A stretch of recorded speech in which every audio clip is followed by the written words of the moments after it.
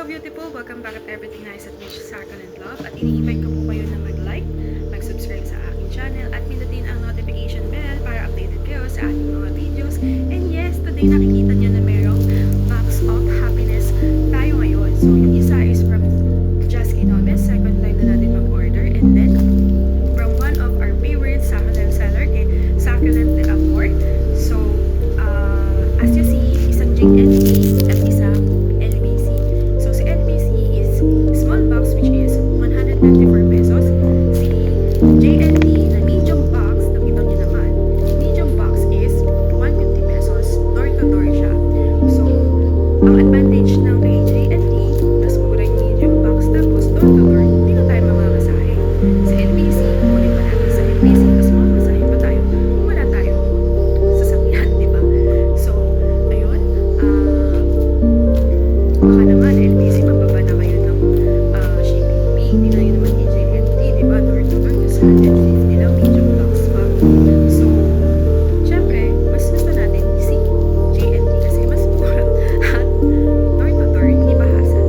So, sinip na sa akin, parang 2 days apart lang, almost sabay din. Pero hindi kasi nag-open agad because yung dating nila is ma-duty na ako. So, malilate kasi kung mag-open ako. So, medyo natenga sila sa bahay, especially nung ako. Parang 4 or 5 days na siya. Si Succulent is nasa 3 days na siya ngayon. So, kasama natin syempre, walang iba kundi si Habibi. Ayan, Happy. Ayan, so kasama natin siya mag-unbox and tawag dito, hindi ko alam kung sino yung unahin ko. Siguro si Succulent na lang. Si Succulent from si Gretchen. Ayan. So, excited na ako mag-unbox because the Succulent are the rare ones. So, sa kanya kumuha ng mga rare ones. Eh, hindi ko naman nakalain din na ang mga rare ones ay mababait sa lola. So, ayun.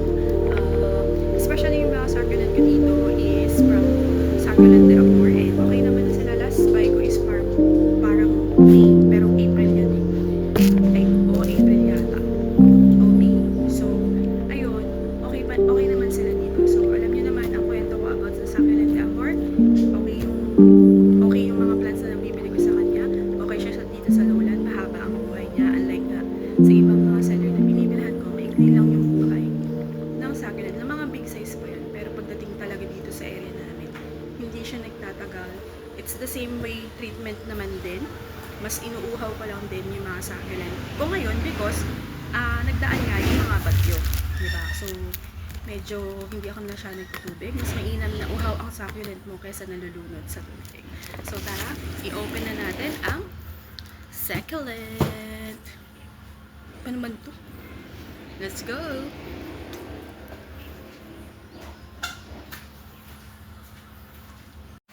Boom, ayan. So, sorry naman agad kasi magpa-part 2 po tayo ng unboxing because I have the reason. Hindi para bitinin kayo. Kundi hindi ko magkaibang phone yung ginamit ko, hindi ko po magamit. Hindi ko po ma-download yung unang video at i-connect doon sa pangalawang video which is yung unboxing natin ng Succulent. But, ayun nga, part 2 na lang tayo, pasensya na. Pero, I'm sure, mag-i-enjoy kayo ng sobra sa unboxing natin bukas dahil lahat maganda, lahat perfect. Lahat, hindi naman lahat. It's more of the rare Succulent na hindi ko pa na-try.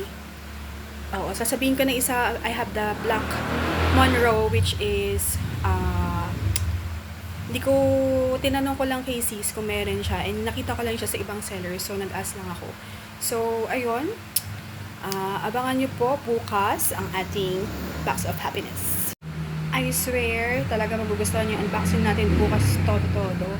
Kasi magaganda po ang ating mga Succulent na nakuha from the Succulent de Amor. And yun is mga, yun nga, rare. So, yun lang. And sorry na agad ngayon. Promise bukas, masisiyahan kayo.